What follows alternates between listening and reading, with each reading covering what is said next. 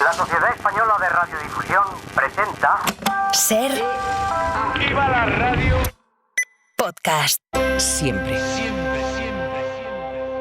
Estás escuchando el Abierto de Hoy por Hoy. Cada día analizamos las noticias más relevantes de la actualidad, las claves políticas, económicas y sociales, con las voces de los protagonistas y los distintos puntos de vista de nuestros tertulianos. Tiempo para el análisis, tiempo para el abierto. Abiertos esta semana de reencuentro, al menos con los analistas por mi parte. Algunos de ellos los hemos seguido escuchando en algunas semanas del verano, pero hoy coincido ya aquí en el estudio con Estefanía Molina. ¿Qué tal, Estefanía? Buenos días. Sánchez. A ver, vuelve a repetir el buenos días. Muy buenos días, Ángels. Ignasi Guardans, ¿qué tal? Muy buenos días. Buenos días. ¿Todo bien el verano? Todo bien, pero en verano no sabía de estar Ángels escuchando. Esa es siempre una ¿Tú sensación. te crees que yo no estoy escuchando? Estar Ángels escuchando. Yo siempre estoy escuchando. El ojo que todo lo ve y todo lo oye. Y en Radio Sevilla, Javier Aroca, ¿qué tal? Muy buenos días. Hola, buenos días. ¿Qué tal el verano? Está bien. ¿Está bien? No está mal. Vale. No tengo Lamborghini, pero bueno.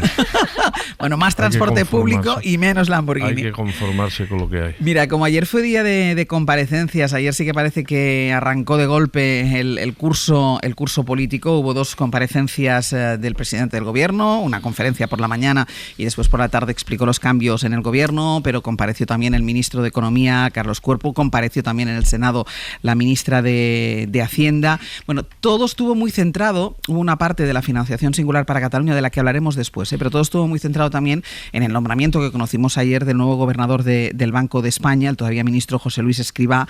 Pedro Sánchez dijo que era el mejor candidato, el perfil adecuado, el más preparado. Lo mismo defendió la persona idónea, llegó a decir Carlos Cuerpo, el ministro de Economía, en el Congreso y después aquí en la Serenora 25.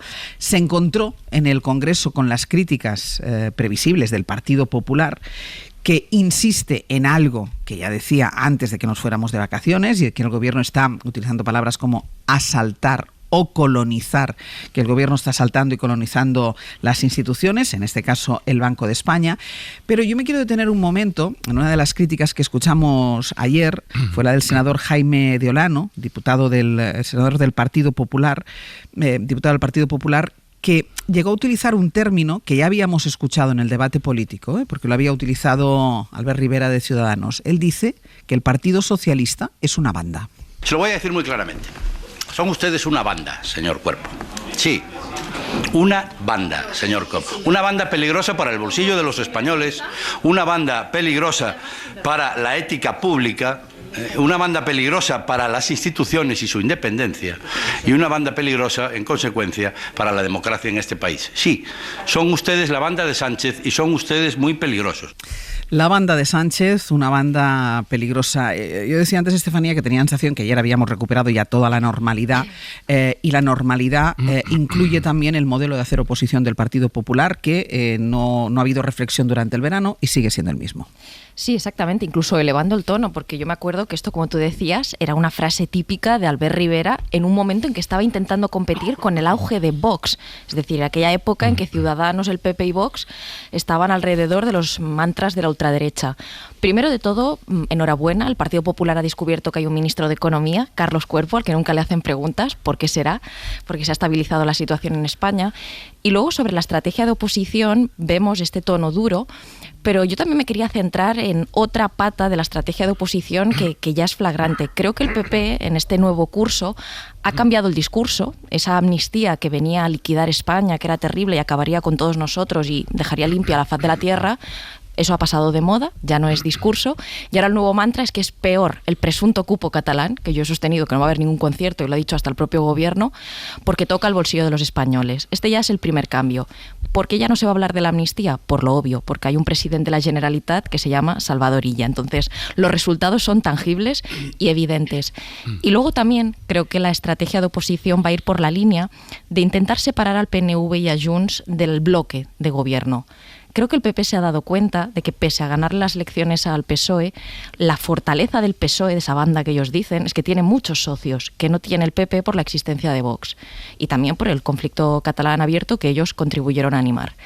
Entonces veo, y ya llevamos varias semanas, cómo se enfrentan al PNV diciéndole, fíjese, usted apoya a este gobierno, ¿no?, que también está apoyado por Podemos, dudando de su compromiso con la democracia en Venezuela, algo que al PNV no le ha sentado nada bien, y luego también intentando bastante acercarse a Junts. Fue muy curioso que el portavoz González Pons, pese al show que montó Puigdemont troleando a todo el mundo en España, dijo que ellos podían seguir hablando con cualquiera.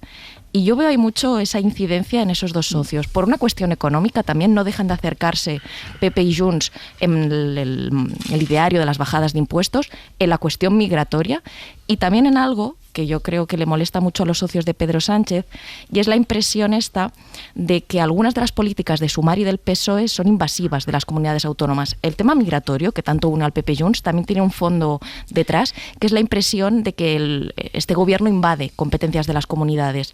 Y cuidado, porque la mayoría que sostiene al gobierno, que es su mayor fortaleza, no está unida por el amor a Pedro Sánchez, está unida por el interés de esos socios. Y si esos socios no perciben interés en apoyar a este gobierno, tanto el PNV como Junts no va a tener problema en cambiarlo, precisamente porque ahora les conviene la amnistía, pero la amnistía tampoco está siendo ese éxito que decía el PP. No ha llegado, de las más o menos 500 personas a las que podía llegar, no ha llegado de momento ni a 100, y eso Junts se lo calla mucho en Cataluña. Aroca.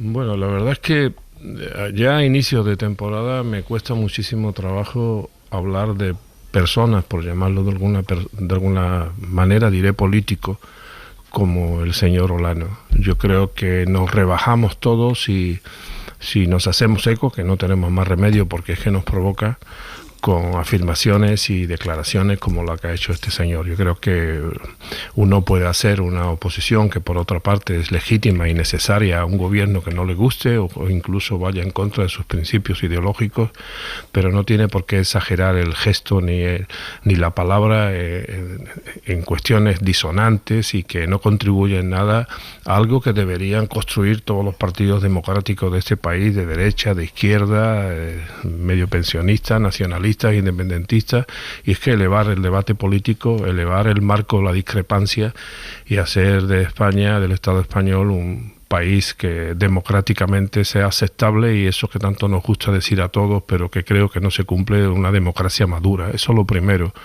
Segundo, si tengo que entrar en el campo semántico suyo, hasta ahora y acreditado por los jueces y por los fiscales, la única banda criminal para delinquir que hay en la política española es el PP, precisamente.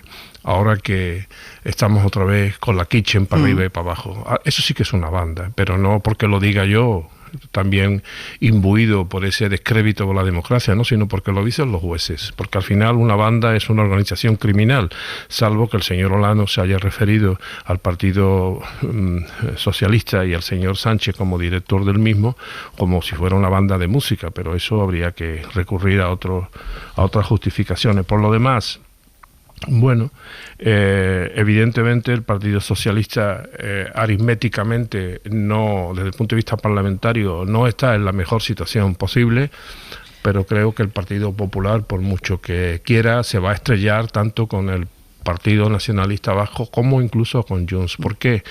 Porque el Partido Popular tiene extrañas compañías y además porque al final el PNV siempre ha demostrado que es un partido serio y un partido de Estado, y Junts sabe que tiene que mejorar mucho para tener opciones de algo en Cataluña, porque evidentemente su electorado, su público, su minoría disponible está todavía en situación de menguante.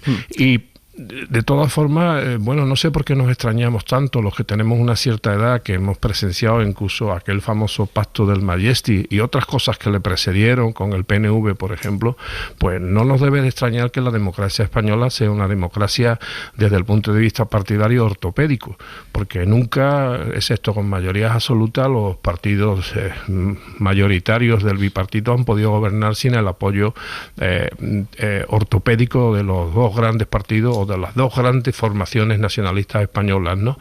Y bueno, ahí donde está el valor político que tienen estos partidos. No es porque sean más importantes o no, sino porque, como decía Weber, refiriéndose al federalismo prusiano en el Segundo Reich, estos partidos tienen el poder del desempate. Y el poder del desempate en democracia es muy valioso. Ignasi. Bueno, realmente la actitud que tiene el PP o la forma que tiene el PP de hacer oposición es una desgracia para la democracia española, ¿no? Un sistema político es una especie de ecosistema, en el que las distintas piezas se nutren una a otra y deben coexistir de una manera determinada, y en función de cómo sean los distintos elementos de ese ecosistema, pues cambia todo, ¿no? Y entonces, efectivamente, tener una oposición que en lugar de ser una oposición responsable, se comporte como una especie de, pues eso, jugando a esas palabras, banda, con hipérboles ridículas, poniendo en Twitter ahora imágenes que recuerdan pues lo mismo que está haciendo Elon Musk y Trump, ¿no? De disfrazar a Kamala Harris de una comunista. Pues aquí lo hemos visto de Venezuela, ¿no? Entonces están intentando identificar a Pedro Sánchez con Maduro. Es decir, todo ese tipo de ridiculez hace daño no solo al PP, hace daño al conjunto del ecosistema que es la política española, ¿no? Y es un daño, por tanto, que nos afecta a todos. O sea, que en ese sentido, lo digo claro, es una desgracia. Ahora, quiero dejar claro, no sé si tendremos tiempo de hablar de lo del Banco de España. Sí, ahora iremos a ello. Pero esto era solo la introducción. No, por eso, pero quiero apuntar que, claro, que el PP no es el canon de la ética en la política española, ¿no? Porque uno de los problemas que plantea lo que hace el PP y la forma que tiene el PP de hacer oposición es que, claro, uno tiene que escoger entre apoyar lo que haga el gobierno, aunque se equivoque, como creo que es el caso, o darle la razón al PP. No, mire usted, no, esto no es la de la razón al PP, no es considerar que lo que hace el PP o que las referencias de lo que hubiera hecho el PP en el pasado fueran las buenas. Es decir, el PP no es el canon de las cosas. Hay cánones éticos en política que son distintos de lo que haya hecho el PP en el pasado o lo que diga el PP en este momento, ¿no? Y eso es importante como referente para el análisis y como referente para la crítica a lo que haga el gobierno. En cuanto al resto de partidos y de ese ecosistema, vuelvo a la frase, pues lo que decía Estefanía, estoy bastante de acuerdo, no tanto con el PNV, que realmente tiene muchos motivos para no acercarse al PP ni para nada, pero en cambio con Junts sí, porque yo Junts creo que se le ha terminado, lo he dicho ya más de una vez, se le ha terminado el crédito con el Partido Socialista, tiene muy pocos motivos para seguir con el Partido Socialista y en cambio tiene muchos motivos para acercarse al Partido Popular, entre otros motivos estrictamente políticos, es decir, de contenido político. Las políticas del Partido Popular se parecen más a las políticas del actual Junts que cualquier propuesta que pueda hacer el Partido Socialista. Y por tanto, efectivamente, sí creo que ahí vamos a ir viendo una serie de acercamientos en inmigración, en política económica, en política fiscal, que por ahora pues no van a llegar a nada porque no forman una mayoría, por supuesto, pero ciertamente están mucho más cerca, digan lo que digan, ¿no? Voy a hacer una pausa y a la vuelta lo vamos a retomar por donde decía Ignasi, pero además ya vamos a introducir el elemento que ya ha salido, porque de hecho estas críticas que escuchábamos de Olano, esa calificación de banda al Partido Socialista, a Pedro Sánchez como líder de la misma, venían a cuento por las explicaciones que dio el ministro de Economía, Carlos Cuerpo, en el Congreso por el nombramiento del todavía ministro José Luis Escrivá como nuevo gobernador del Banco de España. A la vuelta lo contamos y seguimos con el análisis.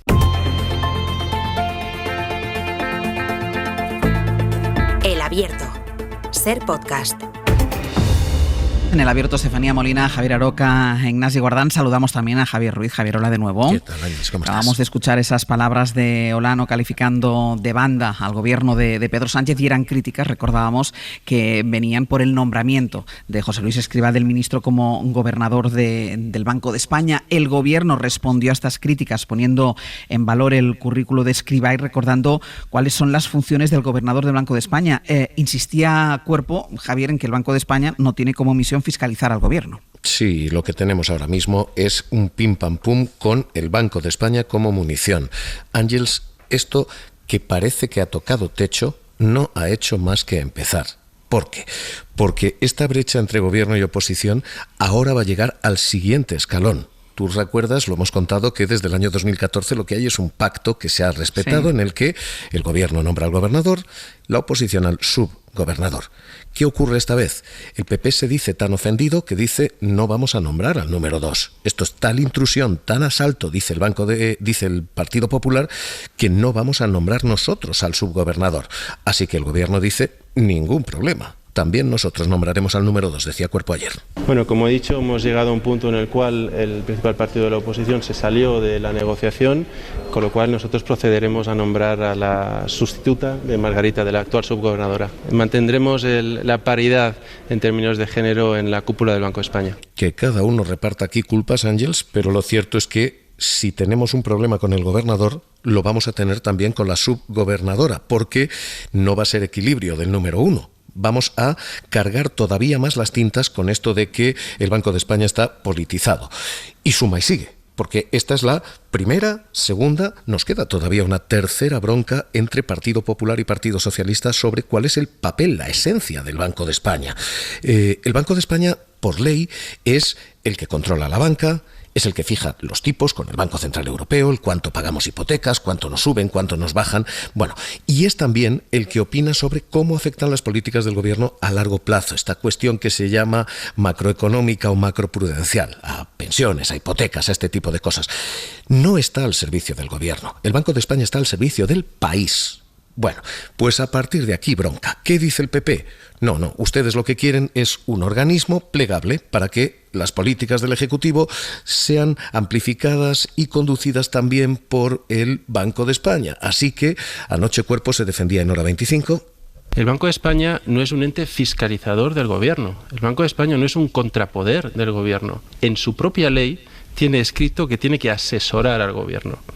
Y este asesoramiento, por supuesto que tiene que ser autónomo e independiente. A mí lo que me sirve como ministro de Economía, del análisis que me dé el Banco de España, es que sea autónomo e independiente. Yo no quiero que me PP le dice al gobierno, oiga, ustedes quieren plegar el Banco de España, y el gobierno le dice al PP, no, es que lo que ustedes quieren es afilar, cargar y apuntar contra mí al Banco de España, decía Cuerpo ayer. Lo que no puedo es empezar diciendo que como no sea algo que fiscalice, que vaya en contra del gobierno, es que no es independiente, porque en ese momento esa persona le está metiendo presión política y está intentando socavar la independencia del Banco de España y de sus propios servicios de estudios. Así que, Ángels, recordemos esto, que es la única parte importante. El Banco de España trabaja al servicio de España, no del gobierno de España, de España, y a partir de ahí ya estás viendo. Lo de que se carga y todo se utiliza como munición política no ha hecho más que empezar en esa institución. Gobernador, subgobernador y esencia de la institución. Todo es munición política. Como ves, la única institución que había quedado a salvo ya está en pleno lodazal. Vamos, muy bien. Nos queda mucho por escuchar todavía, Ruiz. Gracias. Un abrazo. Hasta luego. Decías tú, Guardans, el PP no es el canon de la ética, pero a ti tampoco te parecía bien este nombramiento. No, a mí me parece que es, voy a utilizar una expresión, es una falta de respeto.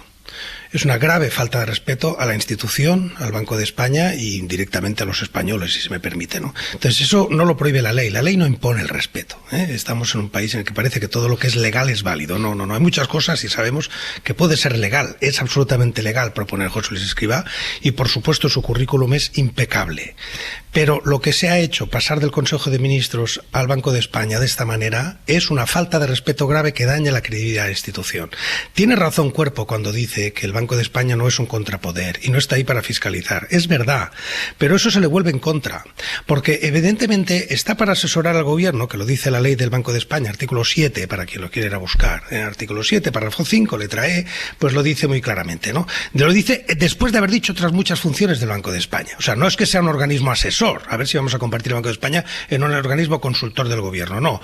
Dice que el Banco de España puede asesorar al gobierno y en la misma letra dice realizar los informes que considere oportunos. Asesorar al gobierno, leo literalmente, así como realizar los informes y estudios que resulten procedentes. Es decir, el Banco de España, por un lado, puede asesorar al gobierno y por otro lado decir lo que le dé la gana sobre las políticas económicas del gobierno. Claro, la propia asesoría del gobierno o al gobierno se entiende que la está haciendo un organismo independiente, cuya independencia está asegurada por la propia ley.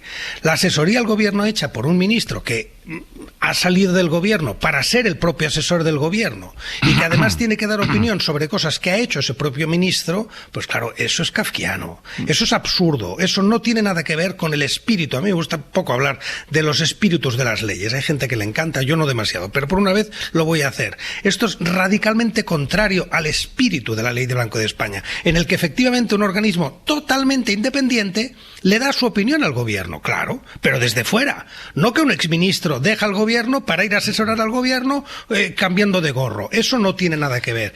Y por tanto creo que se le ha hecho daño al Banco de España, se le hace daño a la institución y se debilita el propio papel. Y lo digo claro, ayer alguien intentaba, Ignacio Escolar, lo digo claro, aunque no se puede defender aquí, pero yo ayer lo ya te haré coincidir con él la semana que viene. Perdonad, no, claro. Pero ayer decía que va a salir reforzado el papel en Europa y tal. No, mira, todo lo contrario. Todo lo contrario. O sea, primero porque el sistema europeo funciona de otra manera. Y por tanto no va de esto, ¿no? Pero lo que sí es cierto es que cuando José Luis Escrivá se siente con su compañero, pues, Villegot de Guyot, el francés, Panetta, el italiano, Joachim Nagel, el alemán, o sea, por comparar con sus equivalentes, claro, son gente que puede hablar de los gobiernos con una distancia enorme. En cambio, José Luis Escrivá es alguien que estaba sentado en el Consejo de la Unión Europea hasta hace 4 días. Vamos, hasta antes de ayer formaba parte del Consejo de la Unión Europea y hoy forma parte del sistema del Banco Central. Y por tanto, evidentemente, su voz es más débil. Claro que es más débil. Su voz para dar opiniones es más débil que la que hubiera sido si hubiera estado fuera del gobierno durante un año o 2, o si evidentemente fuera otra persona. Y está también ese otro elemento que ya, bueno, no digo que sea secundario, pero lo quiero poner sobre la mesa, que es por qué el gobierno no ha puesto a una mujer. Porque efectivamente tenía muchas mujeres para hacerlo, eso hubiera dado un cambio, no solo de imagen, sino hubiera aportado un elemento importante desde el punto de vista de España. Pero al margen de ese tema, que lo dejo apuntado, efectivamente creo que se ha equivocado el gobierno con esto, independientemente de que después Escrivá, justamente para intentar legitimarse, y lo digo así, pues intente hacer opiniones que parezcan muy críticas con el gobierno a partir de ahora. Estefanía. Bueno, estoy tan de acuerdo con lo que ha dicho Ignasi que voy a hacer de telonera de sus palabras. Vamos a ver, esto no es... Lástima que Aroca va a ir después de la publicidad, porque creo que es el único que va a discrepar. Esto no es ético, no es estético y, si me permites, no es ni normal. Se nos pide comprar el argumento de que José Luis Escrivá es una persona preparadísima, y eso yo creo que no lo duda nadie. También es una persona preparadísima, una fiscal excelente, Dolores Delgado, y un sociólogo magnífico, José Félix Tezanos. ¿Cuál es el problema? Que son personas que o bien han estado cercanas o en la ejecutiva del PSOE o han sido ministros del Gobierno de España. Y se le pide a los ciudadanos que confíen en su valía profesional, que, repito, nadie duda de que tienen esos méritos acreditados. ¿Cuándo llega el problema? Cuando se pide que haya una confianza ciega en sus decisiones, cuando a la gente no hay que pedirle confianza ciega. La democracia es un sistema de contrapesos, y el mayor contrapeso es que esa persona dé apariencia de que no tiene ninguna cercanía, ninguna vinculación, y, como ha dicho Ignasi, se va a tener que pronunciar sobre resultados de sus propias leyes, las pensiones y otras tantas. Entonces, si esos informes no son negativos, todo el mundo dirá, claro, los ha hecho favorables porque es lo que él hizo o porque es una forma de apoyar al gobierno. Y entonces solo vamos a dar por válido el informe cuando el informe sea negativo. Si no es negativo, no lo vamos a dar por válido. Es todo surrealista. Y lo que me preocupa todavía más en este sistema de contrapesos es que salga la ministra Mónica García y diga que es una bellísima persona, una buenísima persona Escrivá. Es que a mí esto ya me parece lo último. Vamos a ver, no es la cualidad humana del ser humano lo que lo dota para el cargo, y más en una institución. Y es más, ¿para qué ha quedado la otra pata del gobierno de coalición, Sumar, o el espectro de la izquierda combativa que venía a fiscalizar al bipartidismo? Para decir que un ministro que ahora va a ser gobernador del Banco de España es una buena persona. En verano salió una dupla, creo que eran 2 mujeres, y se generó revuelo en torno a eso, pero mucha gente dijo tenían un currículum bastante potente. Esta decisión no es estética, insisto, no se le puede pedir a la gente confianza ciega. Las instituciones tienen que dar apariencia de neutralidad.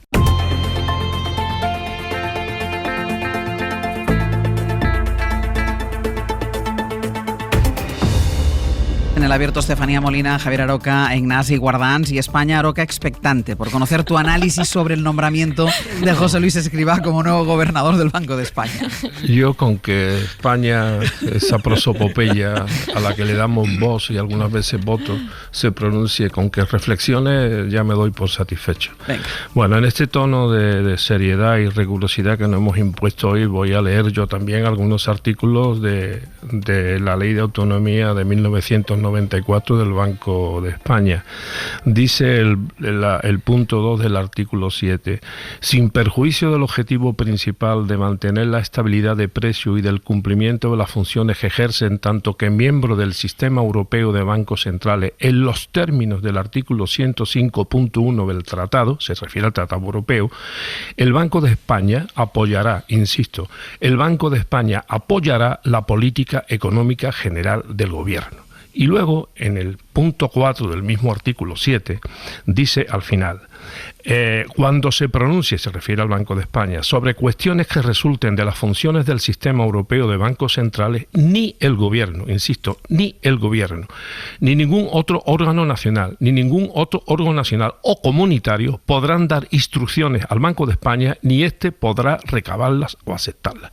Yo creo que la ley es suficientemente clara. Cuando el señor Escrivá se vaya a sentar en el Banco Central Europeo, pues resulta que no le será extraño pues reflexionar y saber que la señora que preside actualmente el Banco Central Europeo ha sido varias veces ministra de la República Francesa, y reconocerá y saludará precisamente al señor de Guindos, que fue ministro del Partido Popular.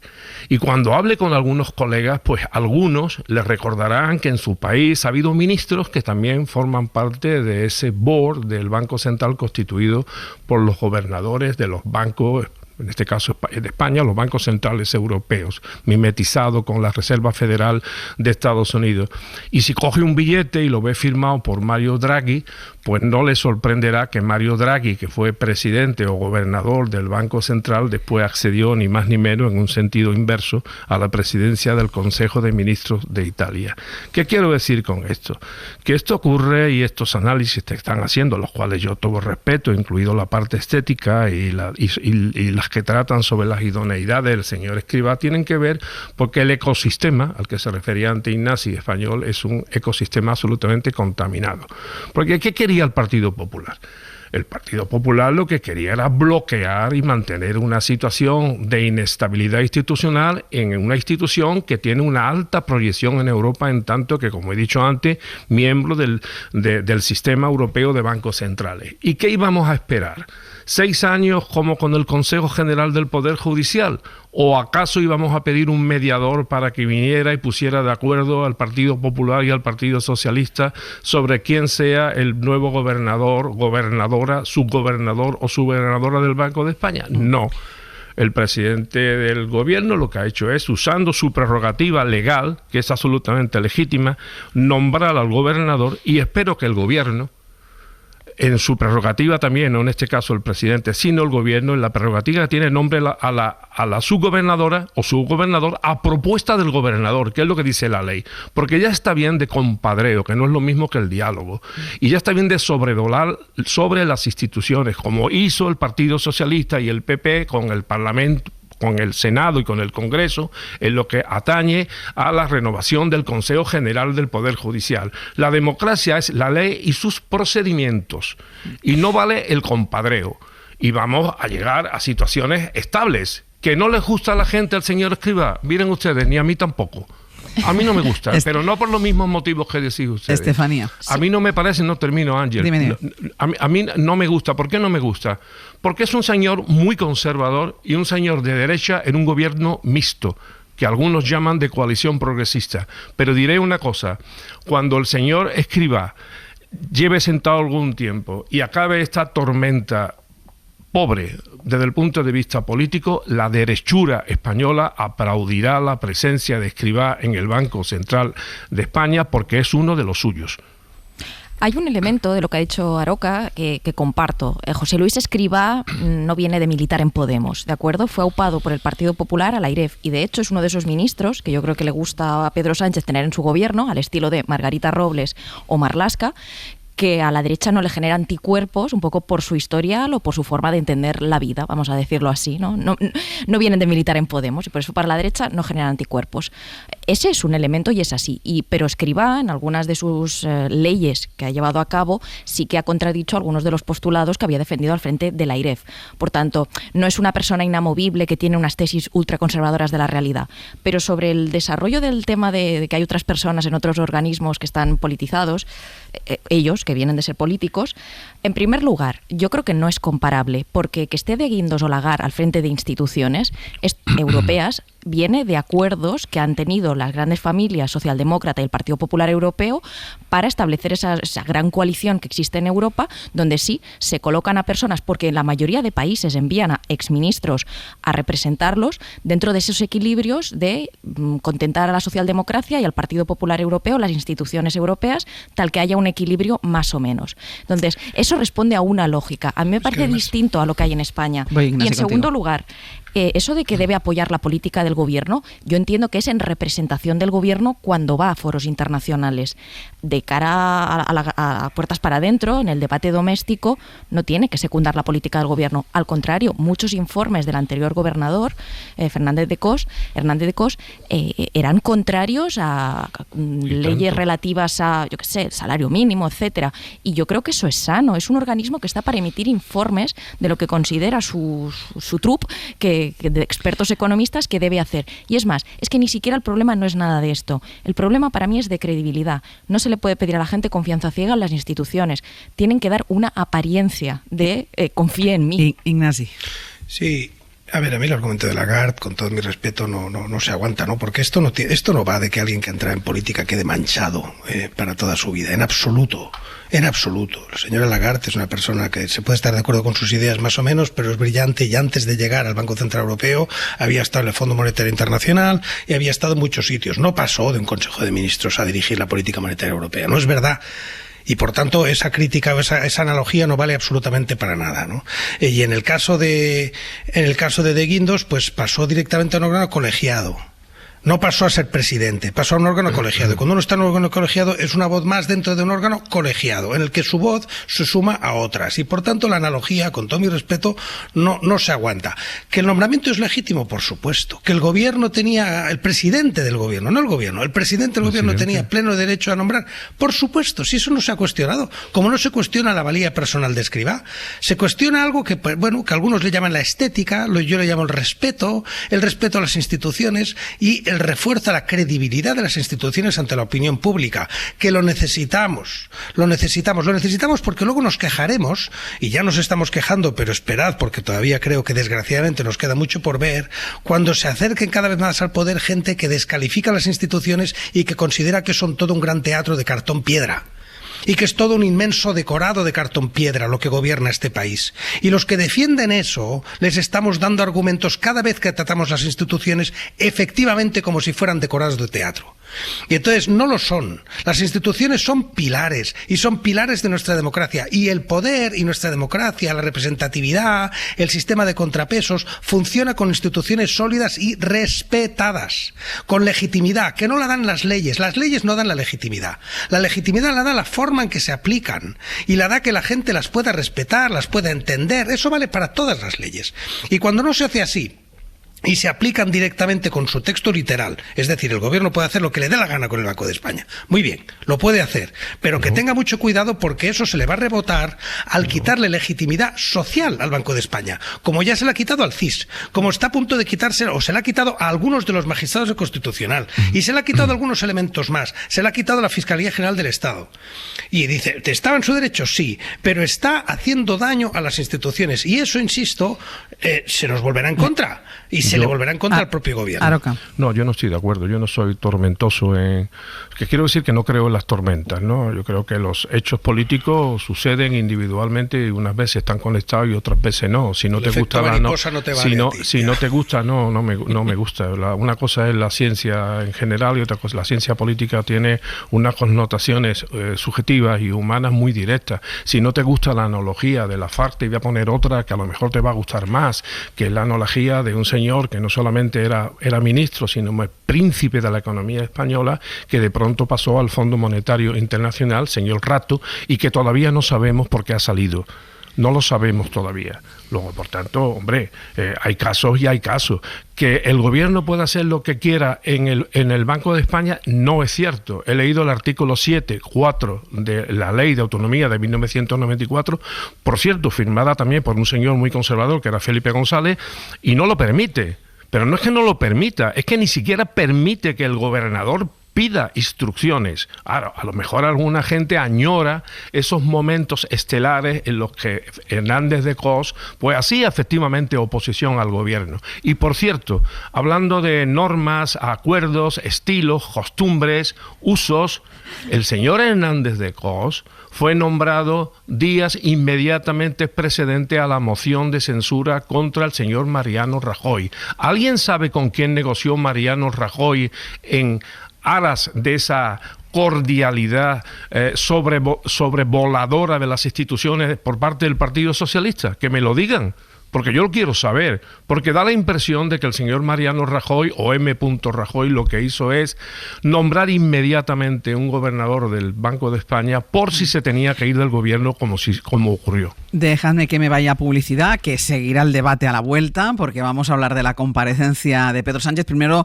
de la remodelación que se vio obligado a hacer Pedro Sánchez en el gobierno tras la salida de José Luis Escrivá, y después de esa conferencia que dio a mediodía, por la mañana, última hora de la mañana, para marcar ya el inicio de curso del nuevo Ejecutivo.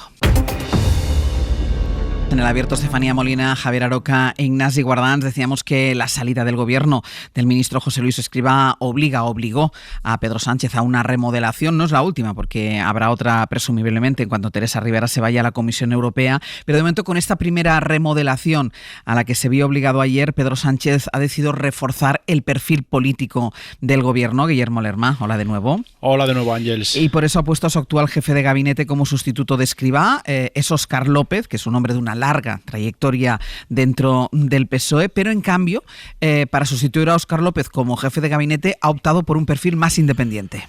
Sí, Sánchez aprovecha la salida de Escrivá para reforzar el perfil del gobierno. La cartera de transición digital y función pública pasa a estar dirigida de un independiente a lo que se conoce como un pata negra, que ha forjado buena parte de su carrera en el aparato de Ferraz. A Óscar López varias fuentes le reconocen autoridad dentro del partido como jefe de gabinete. Ha hecho también de nexo entre la Moncloa y Ferraz. Coinciden los dirigentes consultados en que el Consejo de Ministros suma una pieza que, más allá de sus responsabilidades, será capaz de entrar al cuerpo a cuerpo con la oposición y defender la estrategia del conjunto del gobierno. Conozco a Óscar López desde hace mucho tiempo. Sé de su capacidad política, de su capacidad de trabajo, de su compromiso con el país. Su puesto como jefe de gabinete del presidente del gobierno lo asumirá alguien con un perfil opuesto, como decía Sánchez, un perfil más técnico. Diego Rubio, hasta ahora secretario general de Políticas Públicas, Asuntos Europeos y Prospectiva, ha sido asesor de Pedro Sánchez en la Moncloa, donde destacan su currículum: historiador con varias titulaciones y con reconocimientos en universidades como Oxford o la Sorbona. Pasa de trabajar en la sombra a la primera línea en un puesto clave. Aportará su integridad, su rigor técnico y su visión transversal para seguir preparando a España en el futuro que viene. Esto era lo que destacaba el presidente, que ha optado, como decías, por un reajuste mínimo porque se limita a cubrir la cartera que deja vacante el nuevo gobernador del Banco de España, pero políticamente relevante, a la espera de decidir quién tomará el relevo de la vicepresidenta Rivera cuando asuma y formalice su salto a la Comisión Europea. Lo que escuchábamos son declaraciones de Pedro Sánchez en su segunda comparecencia en el mismo día, porque por la mañana dio una conferencia en el Instituto Cervantes inaugurando el curso político.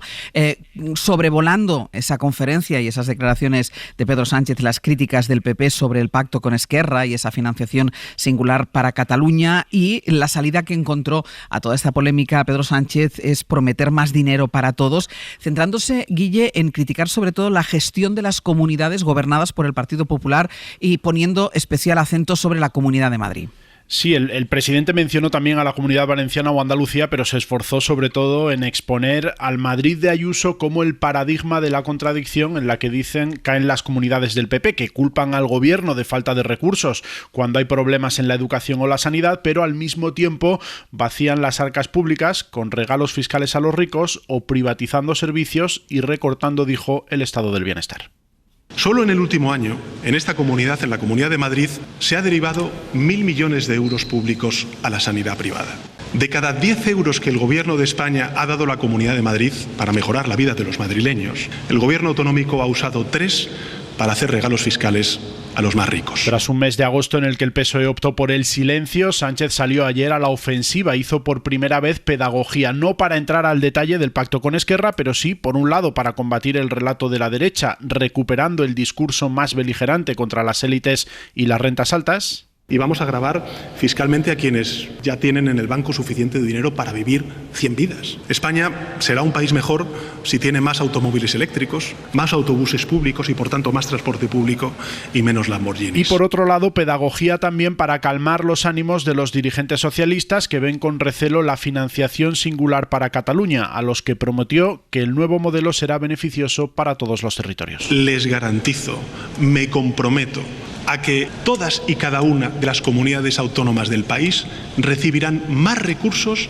de los que recibieron mientras gobernaba el Partido Popular. El jefe del Ejecutivo, de hecho, anunció que este mismo mes comenzará una ronda de reuniones con cada uno de los presidentes autonómicos para abordar este asunto, dejando claro que a pesar del clima y del otoño incierto que tiene por delante, su intención es agotar la legislatura. Pero quiero transmitirles al conjunto de la sociedad española que la dificultad no va a disuadirnos. Al contrario, hay gobierno para largo. Sánchez anunció, de hecho, que el próximo Consejo de Ministros dará el primer paso para intentar aprobar los presupuestos generales del Estado. Guille, gracias. Hasta luego. El Partido Popular calificó de insulto las críticas de Pedro Sánchez que hemos escuchado a la gestión financiera que están haciendo las comunidades gobernadas por el Partido Popular.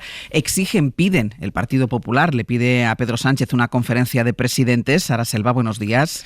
¿Qué tal, Ángeles? Buenos días. Y como Feijóo quiere ahora enfocar su oposición a Sánchez, principalmente en este tema, en el tema de la financiación, y ha anunciado que mañana va a reunir a sus varones para intentar marcar una estrategia común contra el gobierno.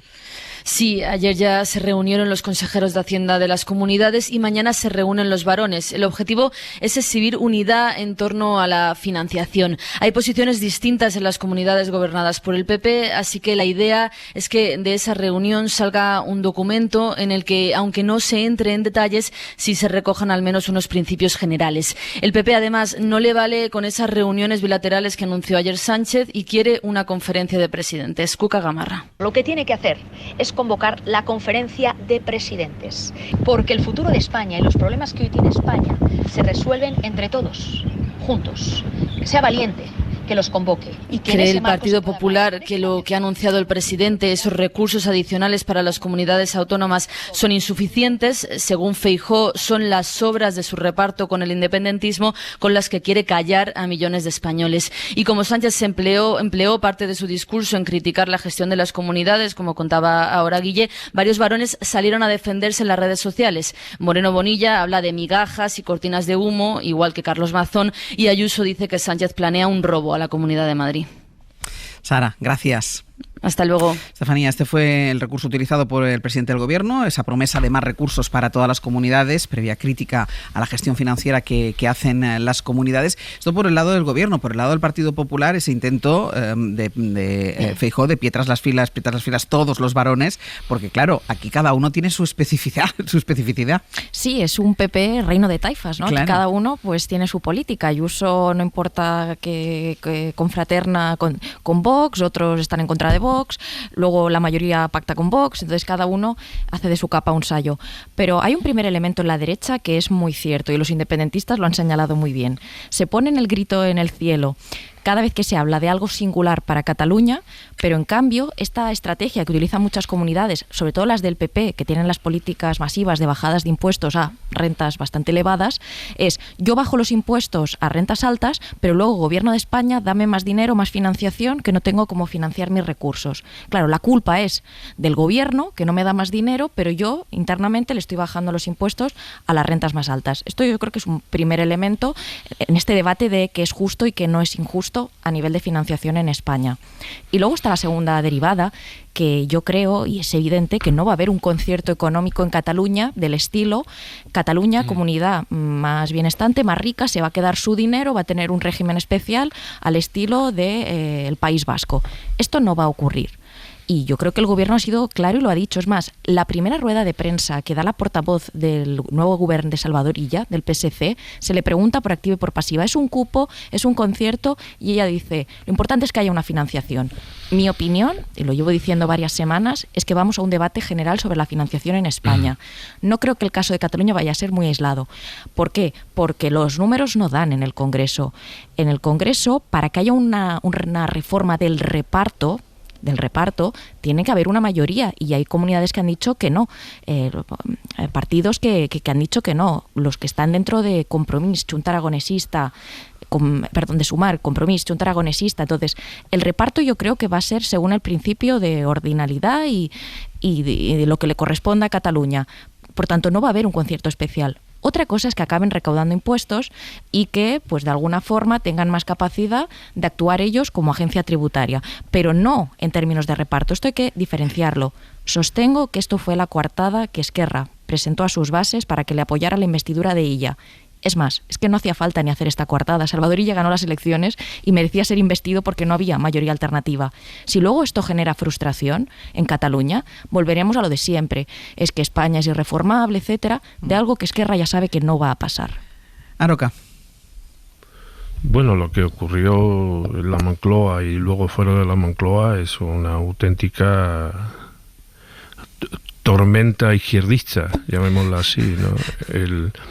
El señor presidente del gobierno ha salido fuerte y con la voluntad de hacerse fuerte todavía, sobre todo teniendo en cuenta que ha llegado a la conclusión que tiene que intentar acaparar o absorber la mayor parte del electorado progresista de este país a la luz y a la vista de las insuficiencias que tiene a su izquierda, tanto a su izquierda dentro del gobierno como a su izquierda fuera del gobierno, con algunas excepciones territoriales periféricas. Por tanto, es un discurso fuerte desde el punto de vista, bueno, yo he dicho de izquierda, pero yo diría social liberal, que luego hay que ir viendo en el detalle. Yo creo que ha hecho dos cosas que a mí me han llamado la atención, una por positiva y otra por inteligente. Por positiva es decir alto y claro que las comunidades gobernadas por el Partido Popular, que están muy derechizadas desde el punto de vista ideológico, están utilizando la mayoría de los recursos que le llegan. Hay que reconocer que recordar que las comunidades tienen competencias todas en sanidad y en educación, para engordar los bolsillos de las empresas de la sanidad privada y de la educación privada. Se está produciendo una distorsión importante que está afectando de manera muy grave el estado de bienestar. Si alguien no quiere insistir con Madrid, yo no voy a insistir con Madrid porque estoy hasta la coronilla del Madrid político, me refiero, no de los madrileños y madrileñas, pues simplemente me remito a mi propio territorio, a Andalucía, que vengan aquí y vean cómo está dejando el señor Moreno Bonilla la educación, la sanidad pública y cómo se están engordando los bolsillos de las grandes empresas que gestionan los intereses privados y, por cierto, de algún medio de comunicación también privado, con dinero público. Por tanto, eso me parece algo interesante, que la ciudadanía sepa dónde van sus recursos, porque no basta solo con pedir dinero. Sí, mire, usted quiere el dinero, pero ¿para qué? Porque el dinero fundamentalmente tiene que ser para mejorar la condición social de los ciudadanos del Estado, vivan donde vivan, como dice precisamente el Partido Popular.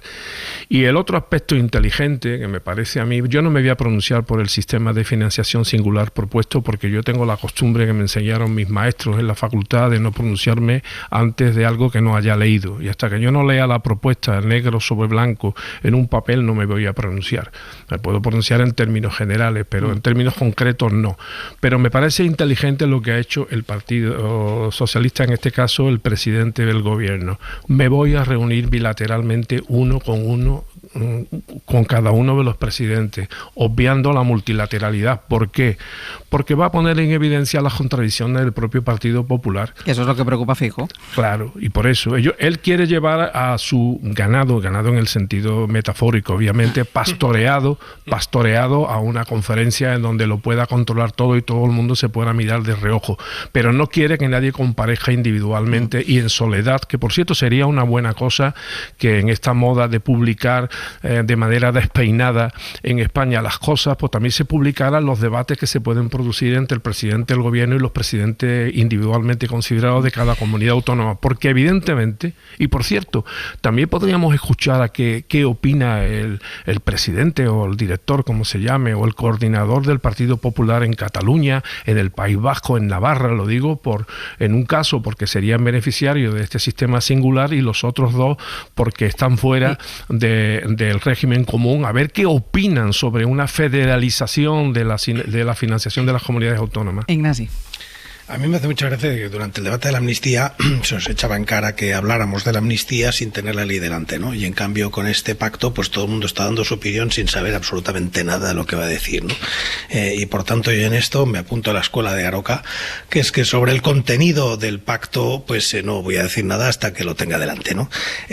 Lo que sí puede hacer son consideraciones generales, y una tiene que ver con la propia diría idiosincrasia catalana en general, y dentro de la idiosincrasia catalana, la idiosincrasia del nacionalismo catalán y del independentismo catalán, que es que ahí lo simbólico pesa mucho, pesa muchísimo, y pesa a veces tanto, lo romántico, lo simbólico pesa tanto como el contenido, y por tanto este pacto se basa en un concepto de soberanía, y juega a la soberanía, juega a la unilateralidad, juega a ser especial, a ser distinto, a tener una relación bilateral con España, etcétera, ¿no?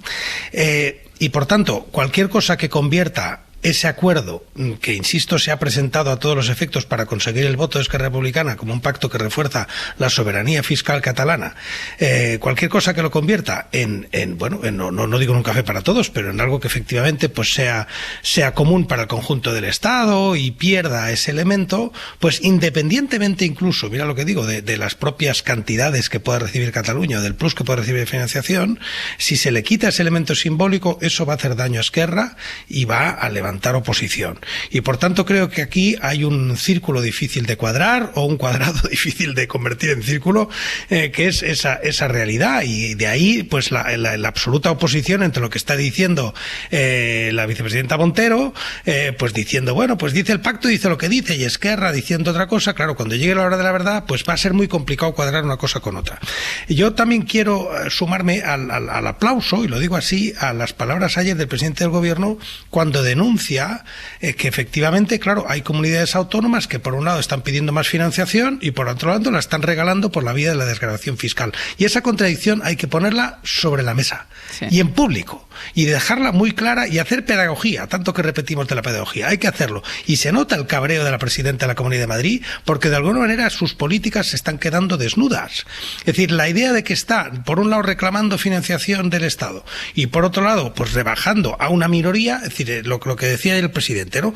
Se rebajan los impuestos a una minoría a costa de lo que se podría estar haciendo para una mayoría. Bueno, pues eso tiene consecuencias y lo tienen que saber. Todo el principio de la autonomía fiscal se basa en que los ciudadanos voten pues a Ayuso y a los presidentes y presidentas y parlamentos autonómicos sabiendo lo que van a hacer con su dinero, y eso exige una transparencia que falta, porque falta muchísima transparencia en la fiscalidad en España, me refiero la fiscalidad autonómica, en el juego de los recursos autonómicos falta mucha pedagogía, falta mucha transparencia, y por tanto explicar eso a los propios votantes de Ayuso, diga, usted puede seguir votando a Ayuso las veces que quiera, pero que sepa que con el dinero que podría estar llegándole a usted, se le está regalando a otros o repartiendo a otros por la vía de desgravación fiscal.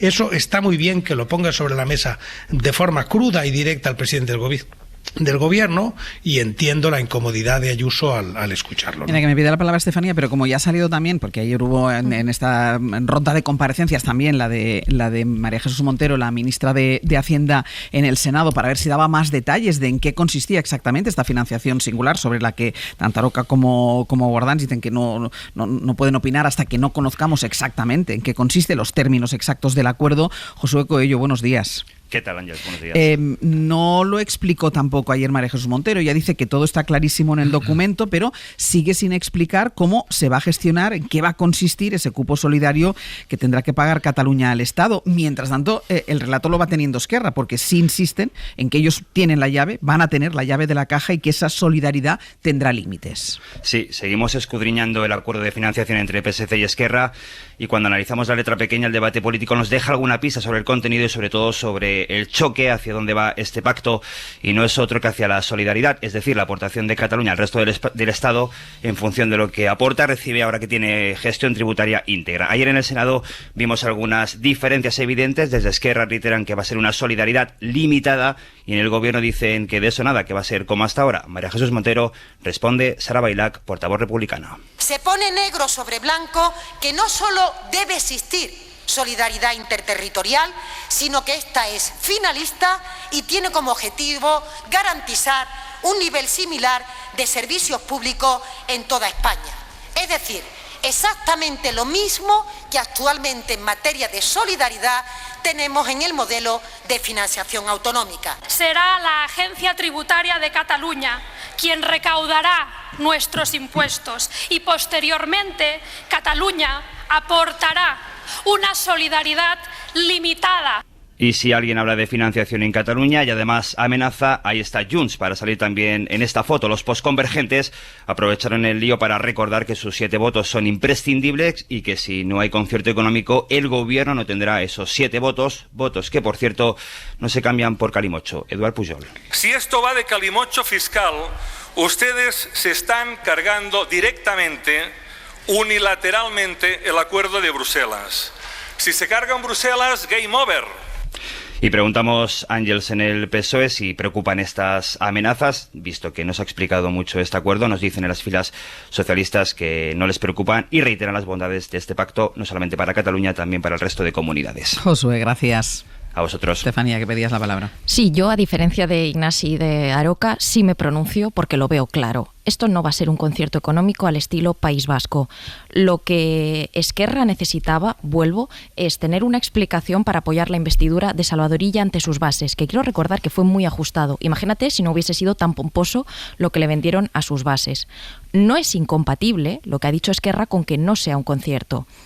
Digamos que Cataluña puede recaudar sus impuestos y luego dice, le daremos el dinero al Estado, sí, pero el reparto, el montante final, eso no depende de la recaudación, depende de la LOFCA, de una ley que hay que reformar en el Congreso, para la cual Junts se va a oponer y se van a oponer otros tantos partidos que ya han dicho que no quieren un trato singular para Cataluña porque ellos ya están perjudicados. Vuelvo, Compromís, Junta Aragonesista, etcétera.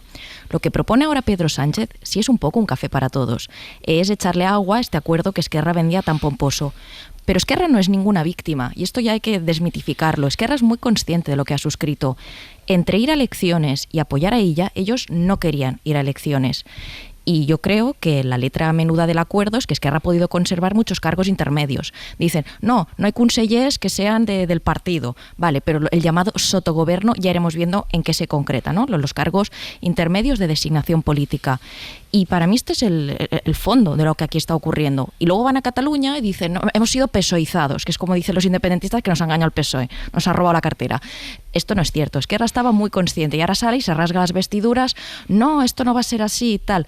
Es que los números no dan en el Congreso, insisto. Y otra cosa es que acaben teniendo una agencia tributaria pues que recauda impuestos, pero al final del día, pues muy bien, lo has hecho tú, no lo ha hecho el Estado. Pero Estefanía, una vez firmado el acuerdo, una vez este acuerdo ha servido para la investidura de Illa, que por cierto está en el Parlamento de Cataluña, el Gobierno, y sobre todo, porque mientras, y hoy hay un artículo de Claudia en El País que habla de esto, mientras el Gobierno no explica claramente, y utilizando las palabras que usaba o Aroca o Guardans, mientras no pone negro sobre blanco el contenido exacto, o sea, de qué estamos hablando, quien sigue ganando su relato sigue siendo Esquerra. Es que, Ángels, para mí lo increíble es que el PSOE esté impasible ante este debate, porque esto es un hueso que a todo el mundo le gusta roer y es muy gustoso. El PP sale y se rasga las vestiduras. Sale a la izquierda del PSOE y dice, qué injusto, no, nosotros sí somos la izquierda de verdad, la izquierda solidaria. Y el PSOE está ahí en algo que se desmonta fácilmente. Yo no sé si tiene que ver con el hecho de darle un poco de oxígeno a Salvador Illa, ¿no? En plan, que este pobre gobierno eche a andar y no vamos a desmontar lo que está ocurriendo, pero yo veo que el PSOE no es consciente del daño que esto le provoca, a no ser que haya llegado a la conclusión que para seguir gobernando ya solo se sustenta sobre Cataluña y Euskadi. Es decir, que el resto de comunidades, el PP y Vox, ya superan el 50%. El 23 de julio, en la mayor parte de comunidades, ya la derecha era mayoritaria y, por tanto, este es un gobierno que se orienta a Cataluña y Euskadi porque son sus socios. Y lo demás, pues da igual los debates que se monten. Yo es la única explicación que me doy. Y es más, antes hablábamos de que el PP intenta arañar los socios PNV y Junts. Creo de verdad que si esto genera frustración por esta burbuja que se está hinchando, Junts tendrá muchos más argumentos para decirle a su gente, fijaos, es que del PSOE no se puede sacar nada. Ahora, la legislatura que viene, Vox igual molesta menos, nos vamos con el PP. Ahora que vas a decir algo.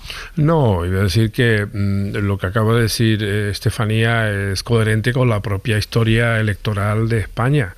Desde los tiempos de Felipe González, la única anomalía es Andalucía, es decir, el Partido Socialista efectivamente siempre se ha apoyado en Cataluña y en el País Vasco, es que el resto es un páramo socialista, empezando por la meseta y terminando por las proximidades de la meseta.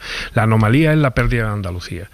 Y precisamente ese es uno de los argumentos que antes no pude dar, dentro de todo la lógica de lo que acaba de exponer en estas horas recién el presidente del gobierno. Entra también el Congreso a celebrar en Sevilla y el pastoreo, voy a utilizar la misma palabra que he utilizado con respecto al Partido Popular, el pastoreo de los varones territoriales del Partido Socialista Obrero Español, porque si el PP tiene un problema con el País Vasco, con el PNV o con Junts y un juego de aproximaciones, el PSOE lo tiene de manera interna. El PSOE no solamente tiene una izquierda a su izquierda débil y cada día más débil y parece que sin posibilidades de recuperación, sino que tiene una oposición dentro del partido y por tanto el Partido Socialista tiene como objetivo para seguir fuerte y por permanecer, que yo creo que va a permanecer, yo creo que estoy de acuerdo con el gobierno, pero es condición absolutamente imprescindible que pastoree su desmadre territorial, porque tiene evidentemente la oposición dentro del propio partido. Sí, en ese elemento territorial yo solo que estoy muy de acuerdo, en esta vez sí que estamos bastante de acuerdo los tres.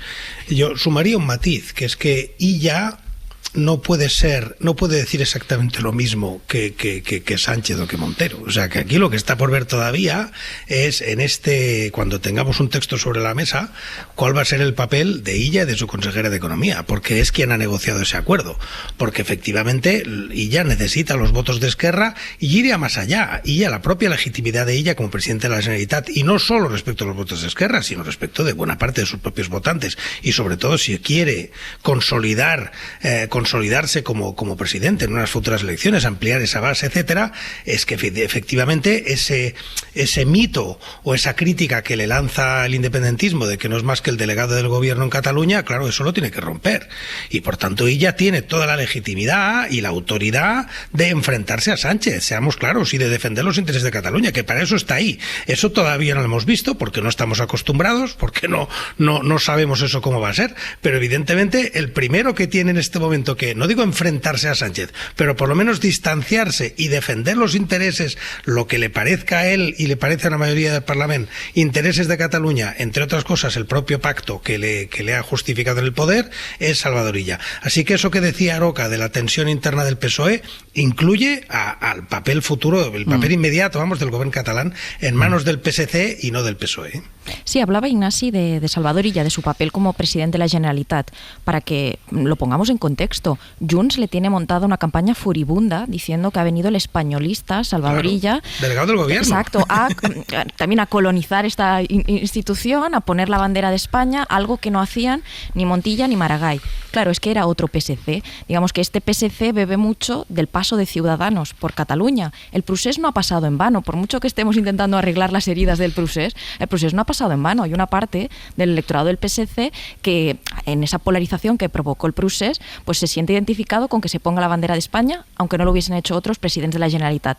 Pero les pilla con el pie cambiado cuando habla de la nación catalana, cuando promueve una diada, que va a ser la semana que viene, donde habla de que la catalanidad es transversal, cuando habla en catalán, cuando yo creo que su gobierno va a intentar no levantar ampollas en algo que el independentismo le duele mucho. Lo viven como una derrota, que haya llegado el españolista Illa, como ellos dicen, a la Generalitat, pero yo creo que lo viven como una derrota en el sentido de se está borrando las esencias del nacionalismo.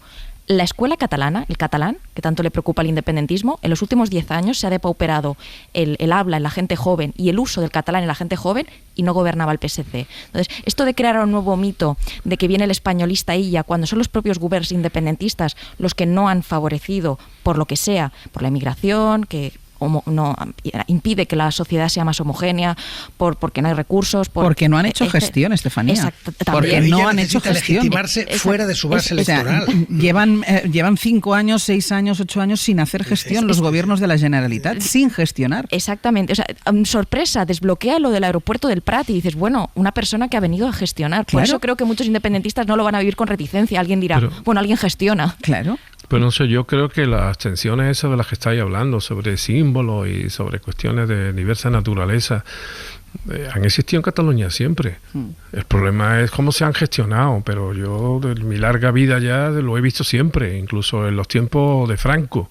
O sea, siempre ha habido una tensión, lo que pasa es que a lo mejor los bandos cambian, ¿no? La burguesía catalana entonces no es la misma que la de ahora, la izquierda catalana tampoco es la misma que la de ahora, ha habido cambios ahí, oscilaciones, mitosis, sí, de todo tipo de operaciones que suelen ocurrir en cualquier sociedad política.